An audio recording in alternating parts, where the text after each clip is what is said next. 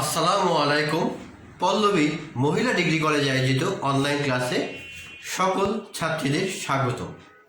আমি সর্বপ্রথম ধন্যবাদ জানাচ্ছি আমার আল্লাহ তাআলাকে, কারণ এই করোনা মহামারীর সময় তিনি আমাদের সুস্থ সবল রেখেছেন।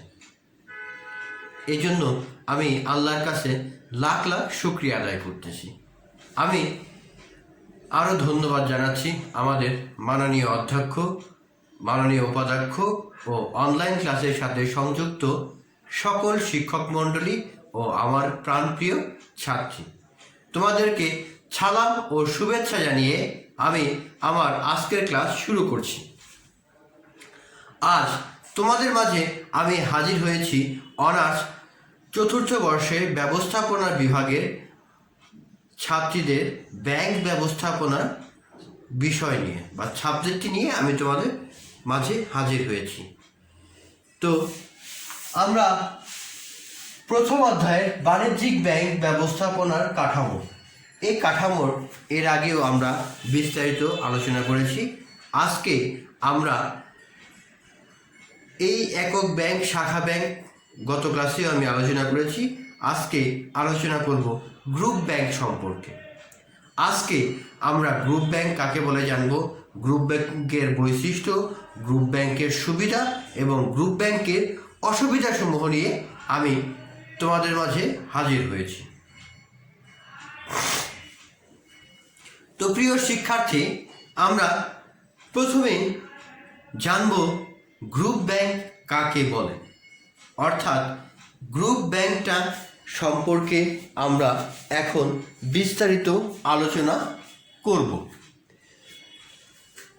গ্রুপ বলতে আমরা সাধারণত দেখা যায় যে কয়েকটা ব্যাংক নিয়ে একটা গ্রুপ তৈরি হবে, অর্থাৎ যে সকল ব্যাংকিং ব্যবস্থায় একটা শক্তিশালী ব্যাংকের অধীনে থেকে তার নির্দেশ ও নিয়ন্ত্রণাধীন কতগুলো ছোট ছোট ব্যাংক সম্মিলিতভাবে পরিচালিত হয় তাকে গ্রুপ ব্যাংক বলে।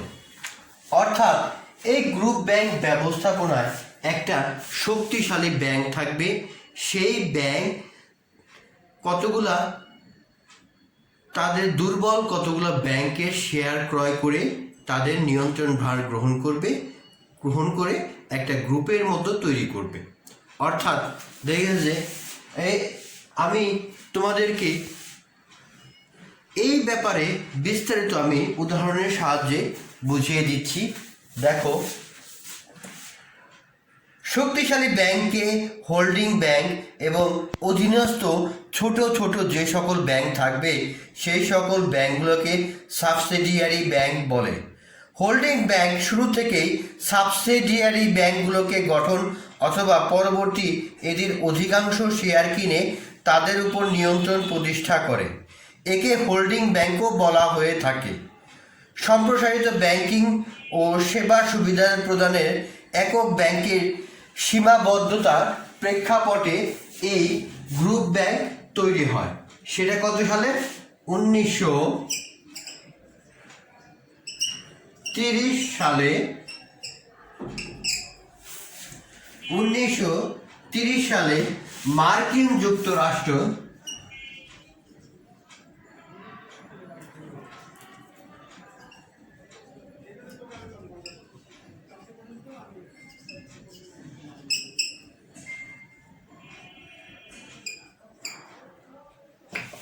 অর্থাৎ 1930 সালে মার্কিন যুক্তরাষ্ট্রে সর্বপ্রথম এই ব্যাংকের আবির্ভাব ঘটে। অর্থাৎ এই ব্যাংক আবির্ভাব ঘটে 1930 সালে। এর একটু মনে রাখবা, 1930 সালে এই ব্যাংকের যাত্রা শুরু হয়, কারণ তখন একক ব্যাংকের অনেক অসুবিধা পরিলক্ষিত হয়। এই সকল অসুবিধা দূর করার জন্য এই গ্রুপ ব্যাংকের আবির্ভাব ঘটে। দেখো, আমি একটা উদাহরণ এখানে লিখে দিয়েছি, এটা বাংলাদেশের প্রেক্ষাপটে। ধরে নাও ব্র্যাক ব্যাংক একটা শক্তিশালী ব্যাংক। এই ব্যাংকের অধীনে Pubali bank limited, AB bank limited, national bank limited, one bank limited, Dhaka bank limited এই কয়েকটা ব্যাংকের শেয়ার ক্রয় করে এই ব্যাংকটা যখন এদের নিয়ন্ত্রণ ভার গ্রহণ করবে তখনই বলা হবে গ্রুপ ব্যাংক। তাহলে বুঝতে পেরেছো যে গ্রুপ ব্যাংকটা কি?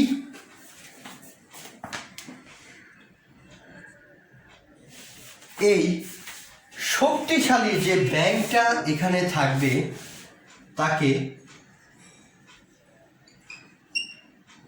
হোল্ডিং ব্যাংক বা হোল্ডিং কোম্পানি তোমরা যাই বলতে পারো। আর এই সকল যে ব্যাংকগুলো আছে এই সকল ব্যাংকগুলোকে বলা হয়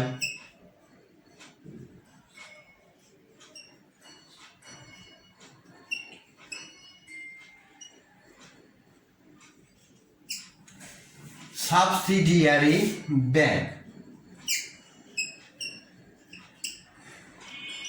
অর্থাৎ এই Pubali bank limited, AB bank limited, national bank limited, one bank limited, Dhaka bank limited, এই সকল ব্যাংককে বলা হবে সাবসিডিয়ারি ব্যাংক।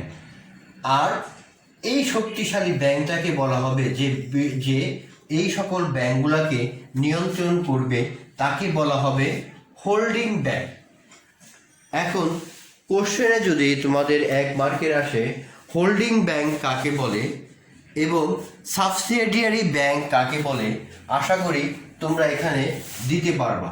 অর্থাৎ হোল্ডিং ব্যাংক ওই ব্যাংকে বোঝাবে যে ব্যাংকটা শক্তিশালী, কতগুলা ব্যাংকে তার নিয়ন্ত্রণ গ্রহণ করে। অর্থাৎ ছোট ছোট ব্যাংকগুলোকে সে সমন্বিতভাবে পরিচালিত করে থাকে, তাকে এই হোল্ডিং ব্যাংক বলে। অর্থাৎ একটি নির্দিষ্ট ব্যাংকের আওতায় কতগুলা কম শক্তিশালী ব্যাংক তাদের নিয়ন্ত্রণ ভার গ্রহণ করার জন্য গ্রহণ করে, সেই ব্যাংককেই হোল্ডিং ব্যাংক বলে। আর সাবসিডিয়ারি ব্যাংক অর্থাৎ হোল্ডিং ব্যাংকের আন্ডারে যে সকল ব্যাংকসমূহ পরিচালিত হয় তাদেরকে সাবসিডিয়ারি ব্যাংক বলা হয়। তাহলে খুব ভালো মতোভাবে তোমরা এই হোল্ডিং ব্যাংক এবং সাবসিডিয়ারি ব্যাংক সম্পর্কে জানলা। দেখো, হোল্ডিং ব্যাংকের ভিতরে অনেকগুলা ব্যাংক মিলে একটা গ্রুপ সৃষ্টি করবে। তারপরে প্রত্যেকটা ব্যাংকের পৃথক পৃথক আইনগত সত্তা থাকবে। হোল্ডিং ব্যাংক সাবসিডিয়ারি ব্যাংকসমূহকে পরিচালনা বোর্ড তার প্রতিষ্ঠিত কর্তৃত্ব অনুযায়ী নিয়ন্ত্রণ করবে। অর্থাৎ এই হোল্ডিং ব্যাংকের যে পরিচালনা পর্ষদ তা তার সাবসিডিয়ারি যে সকল ব্যাংকগুলো আছে এই ব্যাংকগুলোর পরিচালনার ক্ষেত্রে এই পরিচালনা পর্ষদ অবশ্যই এখানে নিয়ন্ত্রণ ভার গ্রহণ করবে। এই করাটা একটা অনেক সময় বিরূপ সৃষ্টিও হয়, তাও এরা করে থাকে। তারপর দেখা গেছে হোল্ডিং ব্যাংক অধীনস্থ ব্যাংকের মধ্যে পারস্পরিক লেনদেন নিষ্পত্তি ও সমন্বয় ব্যবস্থা করে থাকে। অর্থাৎ এই সকল ব্যাংকগুলা এই সকল ব্যাংকগুলোকে ভিতরে পারস্পরিক যে ব্যাংকিং লেনদেন দেনা সৃষ্টি হবে সেগুলো নিষ্পত্তিতে এই ব্যাংকটা বা হোল্ডিং ব্যাংকটা সাহায্য করে থাকে। আর এই হোল্ডিং ব্যাংকটা এই শাখা ব্যাংকের মতো এই সকল ব্যাংকের ভিতরে এরা বিরাজমান করতে পারে। তাই এটা খুবই একটা গুরুত্বপূর্ণ বিষয়। তো সর্বোপরি আমার এই পর্যালোচনা থেকে আলোচনা করে আমরা লাস্টে বা সর্বশেষে একটা সংজ্ঞায় আসতে পারি। দেখো, যে ব্যাংক ব্যবস্থায় একটা শক্তিশালী ব্যাংক বা গ্রুপ নিজ দায়িত্বে ছোট ছোট একাধিক ব্যাংক গড়ে তোলে বা ছোট ছোট ব্যাংকের উপর নিয়ন্ত্রণ প্রতিষ্ঠা করে সমন্বিত ব্যাংক ব্যবস্থা প্রতিষ্ঠা করে তাকে গ্রুপ ব্যাংক বলে। তাহলে আমরা এখন শিখলাম যে গ্রুপ ব্যাংক কাকে বলে। গ্রুপ ব্যাংকের প্রতিষ্ঠা সাল 1930 মার্কিন যুক্তরাষ্ট্রে প্রতিষ্ঠিত হয় এবং উদাহরণের মাধ্যমে আমি তোমাদেরকে এটা বুঝিয়ে দিলাম। এখানে হোল্ডিং ব্যাংক এবং সাবসিডিয়ারি ব্যাংক সম্পর্কেও তোমাদের বিস্তারিত বললাম। পরবর্তীতে আমি হোল্ডিং গ্রুপ ব্যাংকের বৈশিষ্ট্য সম্পর্কে তোমাদের বর্ণনা করব।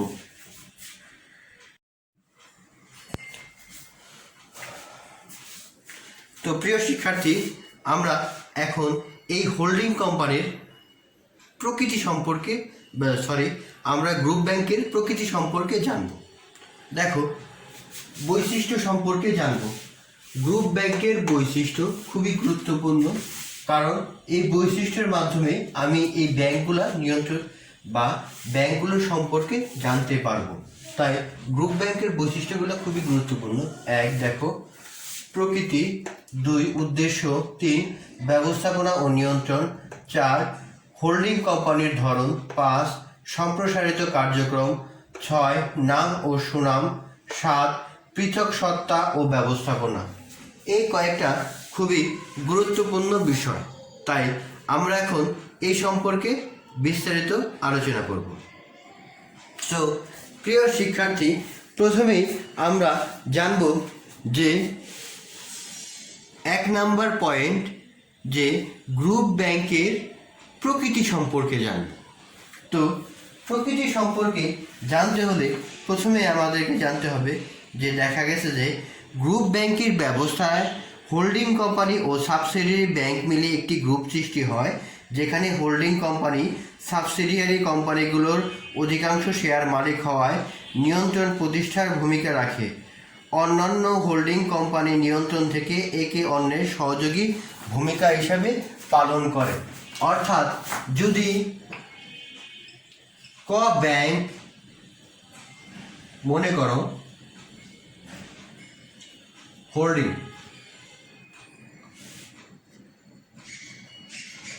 হোল্ডিং ব্যাংক, ক ব্যাংকটা হলো হোল্ডিং ব্যাংক এবং খ, গ, ঘ, উম এই ব্যাংকগুলা কি বলবে? সাবসিডিয়ারি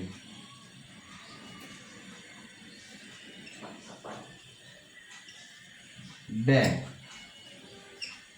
অর্থাৎ এই প্রকৃতি অনুযায়ী এই হোল্ডিং ব্যাংকটা এই সকল যে সাবসিডিয়ারি ব্যাংকগুলা আছে এই ব্যাংকগুলার নিয়ন্ত্রণ ভার গ্রহণ করবে এই গ্রুপ ব্যাংকের ক্ষেত্রে।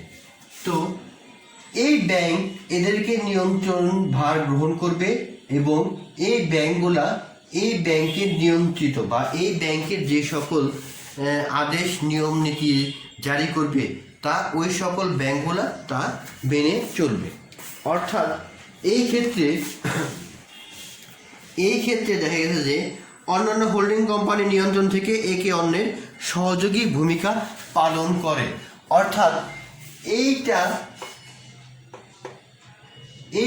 এই ব্যাংকগুলোকে নিয়ন্ত্রণ করবে এবং এই সকল ব্যাংক নিয়ন্ত্রণ করার জন্য এই ব্যাংকে সহযোগিতা প্রদান করবে। এটাই হলো এই হোল্ডিং ব্যাংকের গ্রুপ ব্যাংকের প্রকৃতি। তাহলে প্রকৃতিটা তোমরা ভালো মতো নিশ্চয়ই বুঝতে পেরেছো আশা করছি। এরপর 2 নম্বরে আছে, তোমরা লক্ষ্য রাখো, দেখো উদ্দেশ্য। এর উদ্দেশ্যটা কি? এই উদ্দেশ্য সম্পর্কে আমরা এখন জানব। তো এই ব্যাংকের উদ্দেশ্যটা হলো যে সম্প্রসারিত ব্যাংকিং সেবা প্রদান করা।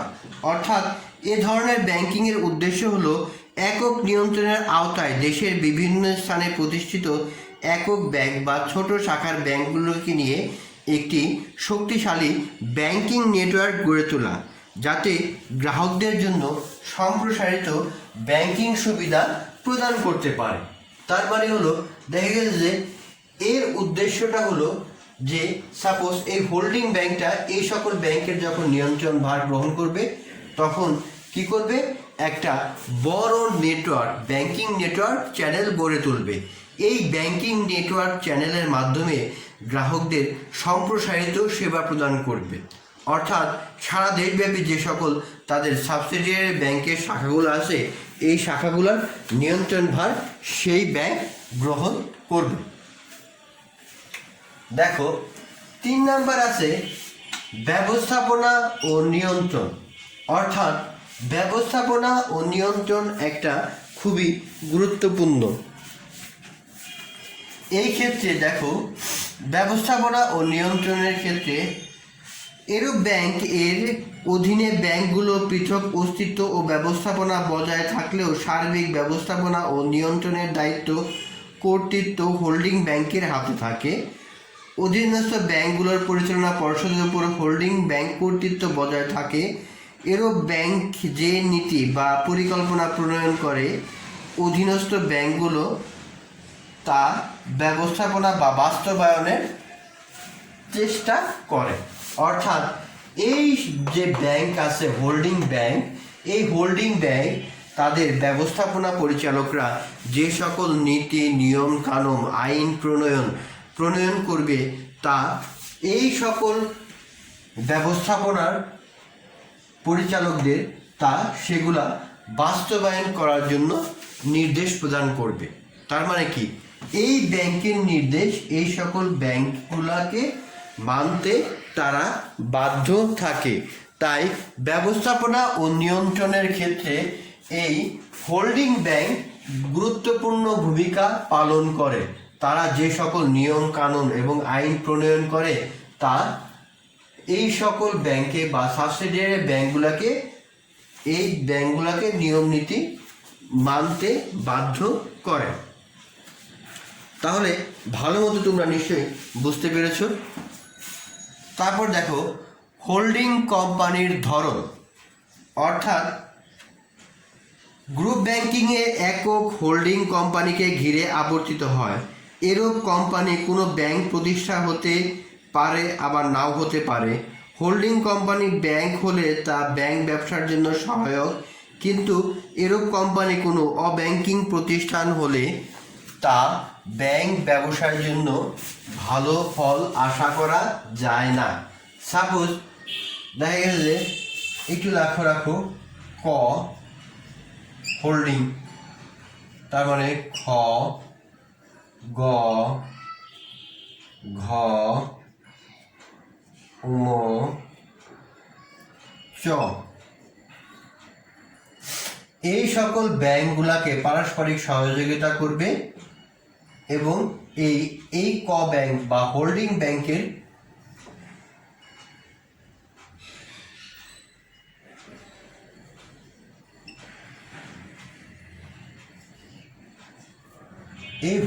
ব্যাংকের আদেশ এবং নিয়ম কানুন মেনে চলবে। কিন্তু এই সাবসিডিয়ারি ব্যাংকগুলা এই হোল্ডিং ব্যাংকের নিয়ম কানুন মানতে বাধ্য, কারণ তাদের অধিকাংশ শেয়ার তারা ক্রয় করে নিয়েছে।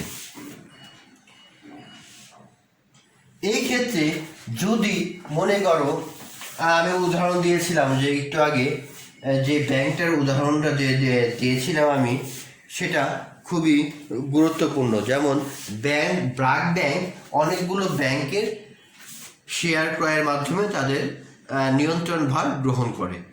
এই ক্ষেত্রে যদি সেটা ব্র্যাক ব্যাংক না হয়ে যদি দেখা গেছে যে এটা স্কয়ার বা বেক্সিমকো,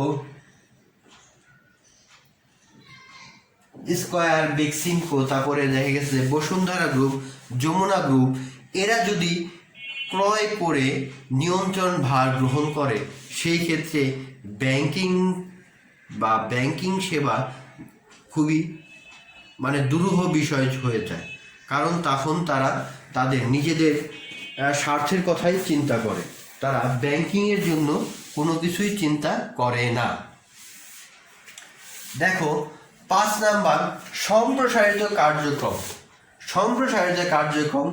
অর্থাৎ আগে একটা ব্যাংক এক জায়গায় তাদের সেবা প্রদান করতে পারত। দেখা গেছে যে এই ক্ষেত্রে তারা কি করে, কতগুলো ব্যাংককে যখন তারা সাবসিডিয়ারি কোম্পানি হিসাবে গ্রহণ করে, তখন এই সকল ব্যাংক প্লাস এই ব্যাংকও এরা সম্প্রসারিত সেবা বা কার্যক্রম পরিচালনা করতে পারে। অর্থাৎ হোল্ডিং কোম্পানির আওতায় যখন অনেকগুলো ছোট ছোট ব্যাংক একত্রে গঠিত হয় তখন ওই সকল ব্যাংকের সম্মিলিত প্রয়াস ও কার্যক্রম একটি বৃহদায়তন কর্মপ্রয়াসের জন্ম দেয়। ফলে এরূপ সম্মিলিত ঋণদান এর আওতায় বড় ধরনের ঋণদান ও বিনিয়োগ কার্যক্রমে অংশ নিতে পারে। এছাড়াও আন্তঃব্যাংকিং লেনদেনে এর কার্যক্রম সহায়ক হয়। অর্থাৎ মনে করো যে 100 কোটি টাকার একটা ঋণ দেবে, এই চক্র থেকে মনে করো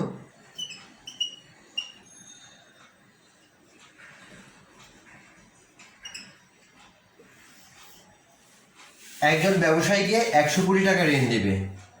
এই ব্যাংক দিল 10 কোটি, খ ব্যাংক দিল 20 কোটি, গ ব্যাংক দিল 30 কোটি,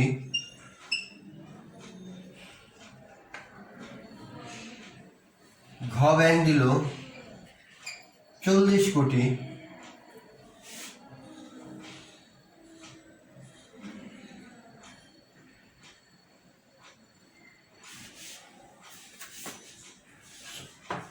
এটা দিল 30 কোটি মনে করো, এটা দিল 5 কোটি, আর এই ব্যাংক দিল 5 কোটি, অর্থাৎ মোট 100 কোটি টাকা ঋণ দিল। তার মানে কি এই সম্প্রসারিত যে কার্যক্রমটা আছে তারা এইভাবে এই কার্যক্রমটা সম্প্রসারণ করতে পারে।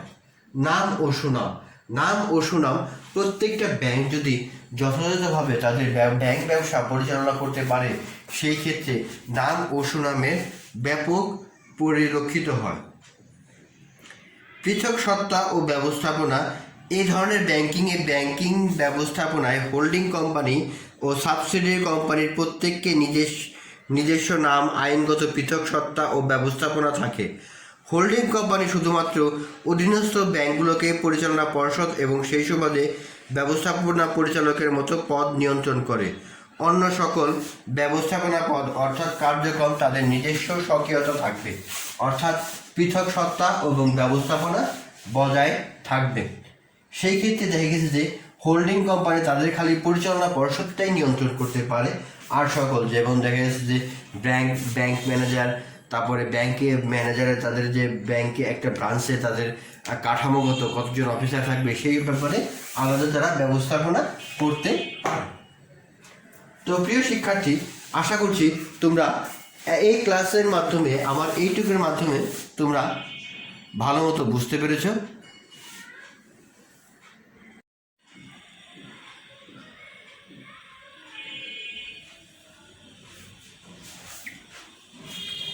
তো প্রিয় শিক্ষার্থী, আমরা এখন শিখব গ্রুপ ব্যাংকের সুবিধা।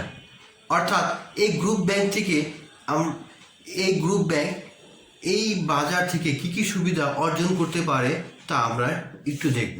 দেখো, 1 নম্বর দেওয়া আছে বৃহদায়তন ব্যাংকিং, 2 মৃত ব্যয়িতা অর্জন, 3 তারল্য সুবিধা, 4 সম্মিলিতভাবে ঋণদান, 5 কারিগরি জ্ঞান ও অভিজ্ঞতা বিনিময়, 6 প্রতিযোগিতার সুফল, 7 উত্তম গ্রাহক সেবা, 8 স্থানীয় চাহিদার প্রতি গুরুত্বারোপ। অর্থাৎ এই সকল সুবিধা সম্পর্কে আমরা এখন আলোচনা করব আমার ক্লাসে। 1 নম্বর দেখো বৃহদায়তন প্রকৃতি। বৃহদায়তন প্রকৃতিটা কি? তোমাদের এই যে দেখা গেছে যে ক ব্যাংক, এখান থেকে খ, গ, ঘ, ও, চ, ছ, অর্থাৎ এই সকল ব্যাংক থেকে অতি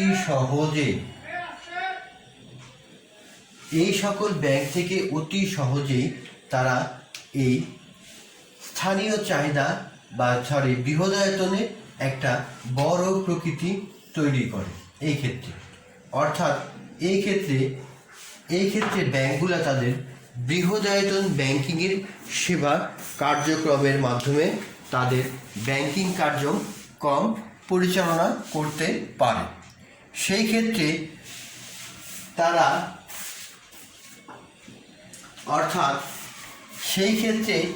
তারা বড় একটা ব্যাংকিং ব্যবস্থাপনা বা ব্যাংকিং নেটওয়ার্ক গড়ে তোলে নিজেদের মাধ্যমে। তার মানে বৃহৎ ব্যাংকিং ব্যবস্থাপনা এইখানে পরিচালিত হয়ে থাকে। অর্থাৎ দেখো, এ ধরনের ব্যাংক ব্যবস্থায় একক ব্যাংক ও শাখা ব্যাংকের সকল সুবিধা একত্রে ভোগ করা যায়। সেই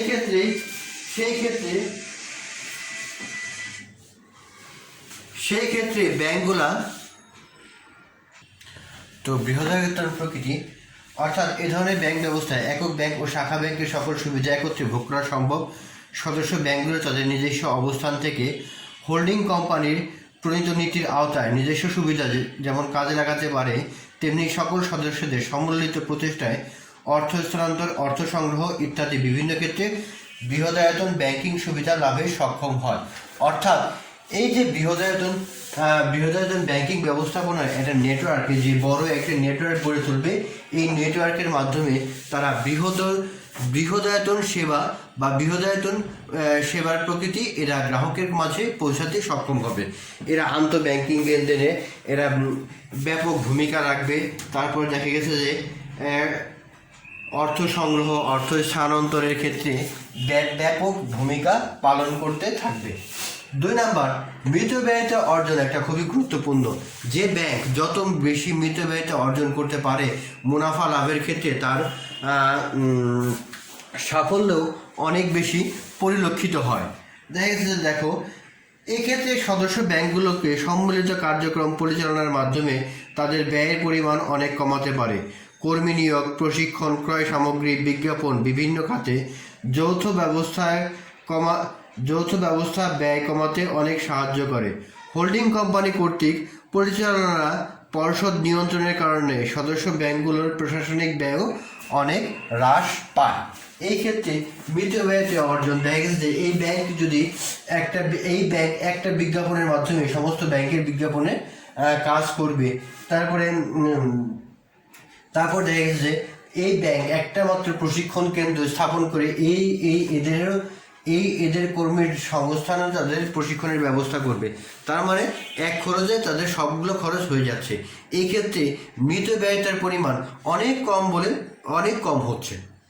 তার মানে তোমরা ভালো মতোই বুঝতে পেরেছো যে মিতব্যয়িতা অনেক কম হচ্ছে। তারপর দেখো, তারল্য সুবিধা একটা খুবই গুরুত্বপূর্ণ সুবিধা। এই ক্ষেত্রে তারল্য সুবিধা মানে পাচ্ছে কি, দেখা গেছে যে একটু লক্ষ্য রাখো যে এই ব্যাংকটা হলো হোল্ডিং ব্যাংক।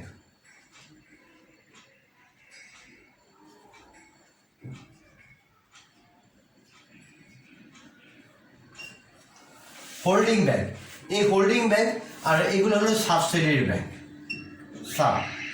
অর্থাৎ সাবসিডিয়ারি ব্যাংক। এই হোল্ডিং ব্যাংক এবং সাবসিডিয়ারি ব্যাংকের ভিতরে দেখা গেছে যে তাদের পারস্পরিক লেনদেন সংগঠিত হয়। এই কারণে এখানে তাদের সমস্ত মূলধনের পরিমাণটা অনেক বেড়ে যায়। দেখা গেছে এই ব্যাংকের কাছে টাকা নাই, সে এই ব্যাংক থেকে নিতে পারো, অথবা এই ব্যাংক থেকে নিতে পারো, এই ব্যাংক থেকে নিতে পারে, এই ব্যাংক থেকে নিতে পারে, এই ব্যাংক থেকে নিতে পারে। হঠাৎ কোনো একটা ব্রাঞ্চের টাকা শর্ট পড়লো, তখন পার্শ্ববর্তী ব্রাঞ্চ থেকে চেয়ে টাকা সংগ্রহ করতে পারে। তার মানে এই গ্রুপ ব্যাংকিংয়ের ক্ষেত্রে তারল্য সমস্যার সমাধান খুব সহজেই মেটানো সম্ভব। সম্মিলিতভাবে ঋণদান, অর্থাৎ চাইলেই এই ব্যাংকগুলো সম্মিলিতভাবে একটা ঋণ দান করতে পারে। বড় একটা বিনিয়োগ বা প্রপোজাল যখন তাদের সামনে আসবে, দেখা গেছে যে 500 কোটি টাকার, তখন প্রত্যেকেই মিলে 5টা ব্যাংক মিলে যদি 100 কোটি করে টাকা দেয়, তার মানে 500 কোটি টাকার একটা বিনিয়োগ প্রপোজাল খুব ভালোভাবেই চলে আসে। তার মানে কি, সম্মিলিত প্রয়াসের মাধ্যমে এই ঋণদান সংগঠিত হবে। কারিগরি জ্ঞান ও অভিজ্ঞতা বিনিময়, দেখা গেছে যে এই সকল ব্যাংক পরিচালনা করার জন্য ব্যাপক কর্মীর সমাগম হয়। এখান থেকে ভালো কর্মীদের বাছাই করে তাদেরকে প্রশিক্ষণের মাধ্যমে বা তাদের জ্ঞান তাদের জ্ঞান এবং প্রযুক্তিগুলো অন্যান্য ব্যাংক বা কর্মীদের সাহায্যের মাধ্যমে এই সকল তাদের ব্যাপক উন্নয়ন সাধিত হয়। অর্থাৎ দেখো, এ ধরনের ব্যাংকিং ব্যবস্থায় সদস্য ব্যাংকগুলোকে ব্যবস্থাপকগণ ভিন্ন বিষয়ে একসঙ্গে বসার ও মতামত বিনিময়ের সুযোগ পায়। প্রশিক্ষণ সহ বিভিন্ন ক্ষেত্রে ব্যবস্থাপনা ও কর্মীদের একত্রিত হওয়ার সুযোগ ঘটে। ফলে একের ভালো অভিজ্ঞতা অন্যর কাজে লাগাতে পারে। তাছাড়া উত্তম পদ্ধতি, কলা কৌশল ও প্রযুক্তি জ্ঞান বিনিময়ের মাধ্যমে সবাই উপকৃত হয়ে থাকে। প্রতিযোগিতার সুফল, অর্থাৎ এই ব্যাংকগুলোর ক্ষেত্রে যখন একটা ব্যাংক অন্যান্য ব্যাংকের সাথে প্রতিযোগিতা করবে যে কে বেশি ভালো বা কে বেশি মুনাফা অর্জন করতে পারে, কার দক্ষতা বেশি, কার সাফল্যের অর্জনের ক্ষমতা সবচেয়ে বেশি, এই ক্ষেত্রে এটা একটা খুবই গুরুত্বপূর্ণ বিষয় বলে বিবেচিত হয়। অর্থাৎ যে সকল ব্যাংক প্রতিযোগিতার ক্ষেত্রে সাফল্য অর্জন করে তাদেরকে পুরস্কৃত করা হয়, আর যে সকল ব্যাংক এই ব্যাংকগুলোর মধ্যে প্রতিযোগিতায় টিকতে পারে না তাদেরকে এই হোল্ডিং ব্যাংক জবাবদিহির আওতায় নিয়ে আসে। উত্তম গ্রাহক সেবা, এইখানে উত্তম গ্রাহক সেবা অত্যন্ত গুরুত্বপূর্ণ, কারণ এই ক্ষেত্রে গ্রাহক সেবা চাইলেই ব্যাপকভাবে ছড়িয়ে দিতে পারে। অর্থাৎ প্রান্তিক পর্যায়ে তাদের গ্রাহক সেবা পরিবর্তন করতে পারে। এক ব্যাংক অন্য ব্যাংকের উপর আন্তঃ ব্যাংকিং লেনদেন সংগঠিত হয়, প্লাস দেনা পাওনাগুলোও সংগঠিত হয়। চাইলেই এই ব্যাংকের থেকে এই ব্যাংক থেকেও ভাগানো যায়, ফলে গ্রাহক সেবার মান অতি উত্তম এবং খুব ভালো পরিলক্ষিত হয়। তারপর দেখো স্থানীয় চাহিদার প্রতি গুরুত্ব আরোপ। এই ক্ষেত্রে যে স্থানীয় চাহিদা, সেই স্থানীয় চাহিদা উপেক্ষা করা যায় না। এই ক্ষেত্রে দেখা গেছে যে গ্রুপ ব্যাংকের অধীনে সদস্য ব্যাংকগুলো স্বাধীন সত্তা ও পৃথক ব্যবস্থায় থাকার প্রত্যেকটা সদস্য ব্যাংক স্থানীয় প্রয়োজনের উপর বিশেষ গুরুত্ব আরোপ প্রদান করে। হোল্ডিং ব্যাংক কর্তৃক এরূপ ব্যাংকের পরিচালনা পর্ষদ নিয়ন্ত্রিত হলেও ব্যাংকের স্বার্থেই পরিচালনা পর্ষদ ও চাহিদার প্রতি গুরুত্ব আরোপ করে ও এলাকার উন্নয়নে যথেষ্ট ভূমিকা রাখে।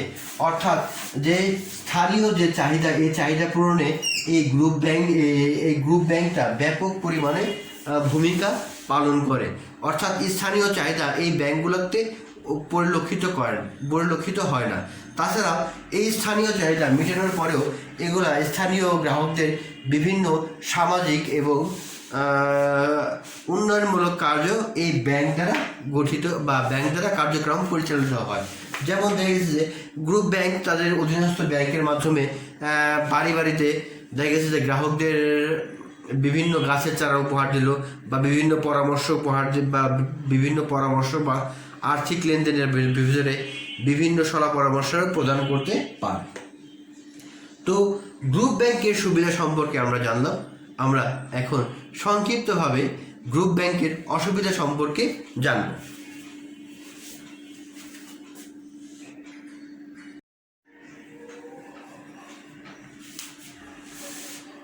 তো প্রিয় শিক্ষার্থী, আমরা এখন দেখব গ্রুপ ব্যাংকের অসুবিধা।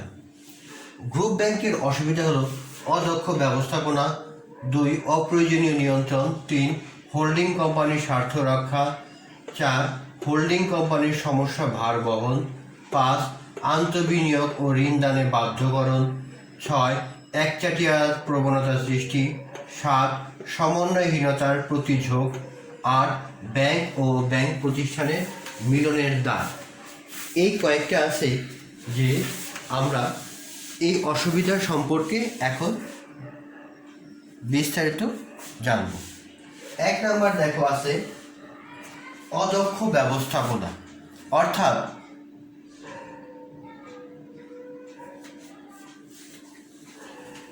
এই গ্রুপ কোম্পানি অনেকগুলা হোল্ডিং কোম্পানি দ্বারা পরিচিত হয়। হোল্ডিং কোম্পানি, এই হোল্ডিং কোম্পানির যদি কোনো ক্ষেত্রে অদক্ষতার পরিচয় দেয়, তার দায়ভার তার সাবসিডিয়ারি কোম্পানিকেও বহন করতে হয়। অর্থাৎ সঠিক দায়ভার যদি গ্রহণ না করে, এই ক্ষেত্রে তার দায়ভার ওই সাবসিডিয়ারি যে কোম্পানিগুলো আছে এই কোম্পানির উপরেও বর্তায়। সেই ক্ষেত্রে এই দায়ভারটা খুবই গুরুত্বপূর্ণ একটা বিষয় বলে বিবেচিত হয়।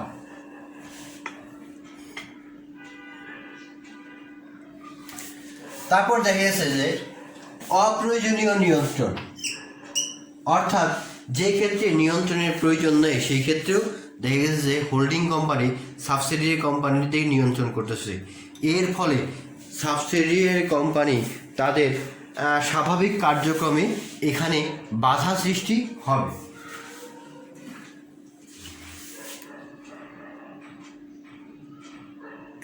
অর্থাৎ যে সাবসিডিয়ারি যে কোম্পানিগুলো আছে তাদের পরিচালনা পর্ষদ থাকে, এই পরিচালনা পর্ষদের উপরেও এই হোল্ডিং কোম্পানি তাদের নিয়ন্ত্রণভার কর্তৃত্ব প্রতিষ্ঠা করে। ফলে এইখানে অপ্রয়োজনীয় নিয়ন্ত্রণ ভালো মতো পরিলক্ষিত হয়। 3, হোল্ডিং কোম্পানির স্বার্থ রক্ষা। অর্থাৎ হোল্ডিং কোম্পানি চাবে তার নিজের কোম্পানির স্বার্থ সবসময় রক্ষা করা, সে সাবসিডিয়ারি কোম্পানির সুবিধা অসুবিধা এগুলা কিছুই পরিলক্ষিত করবে না। অর্থাৎ হোল্ডিং কোম্পানি সাবসিডিয়ারি কোম্পানি গঠন করে তার প্রভাব ও মুনাফার পরিমাণ বৃদ্ধির চেষ্টা চালায়। ফলে তারা এমন ধরনের পলিসি বা কৌশল গ্রহণ করে যাতে তাদের মুনাফা বেড়ে যায়। এতে সাবসিডিয়ারি কোম্পানির স্বার্থ অনেক সময় বিঘ্ন লক্ষিত হয়। তারপর আছে হোল্ডিং কোম্পানির সমস্যার ভার বহন। অর্থাৎ হোল্ডিং কোম্পানি যদি কোনো প্রকার একটা সমস্যায় পড়ে তার দায়ভার এই সাবসিডিয়ারি কোম্পানিকেও গ্রহণ করতে হয়। ফলে এই ক্ষেত্রে নানান ধরনের সমস্যা পরিলক্ষিত হয়। অর্থাৎ হোল্ডিং কোম্পানির অধীনস্থ ব্যাংকগুলো সঠিকভাবে পরিচালনা করতে ব্যর্থ হয় যদি কোনো কারণে, এতে সদস্য ব্যাংকগুলো কার্যক্রম বিশৃঙ্খলা দেখা দেয়। অনেক সময় হোল্ডিং কোম্পানির দুর্নামের দায়ের ভার অধীনস্থ এই সাবসিডিয়ারি কোম্পানিকেও নিতে হয়। আন্তঃবিনিয়োগ ও ঋণ দানের বাধ্যকরণ। অর্থাৎ ব্যাংকগুলো যত ঋণ দান করবে তাদের মুনাফার পরিমাণও বাড়াতে পারবে। এই ক্ষেত্রে কী করে, যে ঋণ দান এবং বড় বিনিয়োগে ব্যাংকগুলোকে হোল্ডিং কোম্পানি বাধ্য করে একরকম যে তোমরা বেশি করে ঋণ দাও এবং মুনাফা সংগ্রহ করো। একচাটিয়া প্রবণতা সৃষ্টি। তারা যখন বাজারে অনেকগুলো ব্যাংকে যখন তারা কিনে নেওয়ার ফলে তাদের মাঝে একটা একচাটিয়া মানে এককভাবে ব্যবসা করার প্রবণতা তৈরি হবে। ফলে বাজারে একটা অস্থিতিশীল পরিবেশ তৈরি করে ফেলবে তারা চাবে শুধুমাত্র আমরা মুনাফা অর্জনই করি। তারপর দেখা গেছে যে সমন্বয়হীনতার প্রতি ঝোঁক। এই ক্ষেত্রে সমন্বয়হীনতার ব্যাপক লক্ষ্য করা যায়। দেখা গেছে যে গ্রুপ ব্যাংকের প্রতিটা সদস্যের লক্ষ্য, উদ্দেশ্য, প্রশাসন ও কার্যক্রমে কিছুটা স্বতন্ত্রতা বজায় থাকে। হোল্ডিং কোম্পানির সদস্য ব্যাংকগুলোর জন্য বিভিন্ন বিষয়ে নীতি নির্দিষ্ট করলেও সদস্য ব্যাংকগুলোকে নিজস্ব স্বার্থ সিদ্ধির জন্য তারা যথাযথ অনুসরণ করে না। ফলে সমন্বয়হীনতার একটা ঝোঁক লক্ষ্য রাখা যায়। অর্থাৎ যখন হোল্ডিং কোম্পানি তাদেরকে আদেশ নির্দেশ প্রদান করবে, যদি এই সাবসিডিয়ারি কোম্পানি যদি তা না পালন করে তাহলে এই দুই কোম্পানির ভিতরে একটা ভালো সমন্বয়হীনতা পরিলক্ষিত হয়। ব্যাংক ও অব্যাংক প্রতিষ্ঠানের মিলনের দায়। অর্থাৎ আমি একটা অব্যাংক প্রতিষ্ঠান যেমন square group, Bashundhara group, Jamuna group, তারপরে বেক্সিমকো গ্রুপ, এই গ্রুপরা যখন ব্যাংকে অনেকগুলো ব্যাংকের শেয়ার ক্রয় করে তাদেরকে সাবসিডিয়ারি ব্যাংক হিসেবে পরিচালিত করবে, সেই ক্ষেত্রে এই দুইটা, একটা ব্যাংকিং সেক্টর, একটা নন ব্যাংকিং সেক্টর, এই দুই সেক্টরের মিলানোর ফলে ব্যাপক পার্থক্য পরিলক্ষিত হয়। দেখা গেছে গ্রুপ কোম্পানির ক্ষেত্রে হোল্ডিং কোম্পানিকে ব্যাংকিং প্রতিষ্ঠিত হওয়ার আবশ্যকতা থাকে না। ফলে শিল্প গোষ্ঠী যখন কতগুলো ব্যাংক গঠন করে নিয়ন্ত্রণ পরিচালনা করে তখন নিজের স্বার্থের বাইরে তারা ব্যাংক ব্যবসায়ের নিয়মকানুন মানতে চায় না। এক্ষেত্রে ব্যাংকগুলো উন্নয়নের মারাত্মক উন্নতির যে বাধা, সেই বাধা সৃষ্টি করে। অর্থাৎ এই অব্যাংক প্রতিষ্ঠানগুলা তারা চাইবে তাদের স্বার্থই খালি ব্যাংকগুলা দেখুক।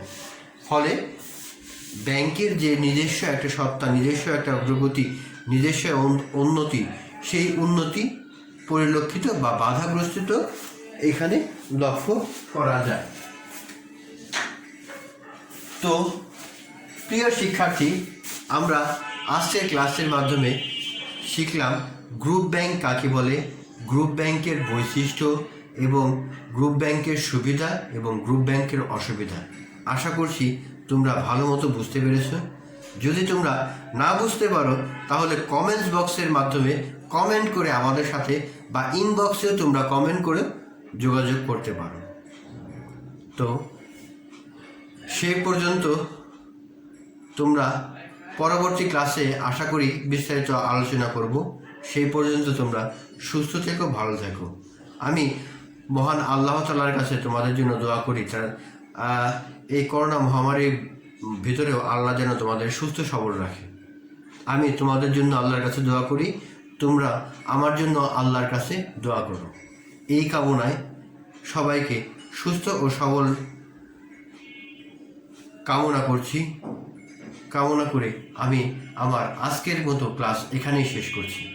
আমি সর্বশেষ আল্লাহ তাআলাকে ধন্যবাদ জানাচ্ছি, তিনি এই করোনা মহামারীর সময় আমাদের সুস্থ সবল রেখেছেন, সেই জন্য আল্লাহর কাছে লাখ লাখ শুকরিয়া। আমি আরও ধন্যবাদ জানাচ্ছি আমাদের অধ্যক্ষ, উপাধ্যক্ষ এবং অনলাইন ক্লাসের সাথে সংযুক্ত সকল শিক্ষক মণ্ডলী ও ছাত্রবৃন্দ। সকলকে শুভেচ্ছা ও প্রীতি জানিয়ে আমি আজকের মতো এখানেই ক্লাস শেষ করছি। সবাই ভালো থেকো, সুস্থ থেকো। আল্লাহ হাফেজ।